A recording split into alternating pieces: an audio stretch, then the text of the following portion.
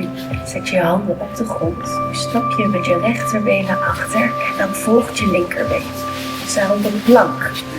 We blijven niet te lang, we zetten gelijk de knieën op de grond. Nu duwen we de ellebogen naar binnen naar onze borstkast en dan gaan we plat. En nu scooten we op met ons hoofd naar voren.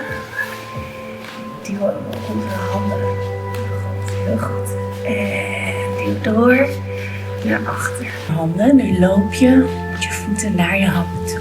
Buig je benen. Je houdt je ellebogen vast met je handen. En je swingt een beetje van links naar rechts.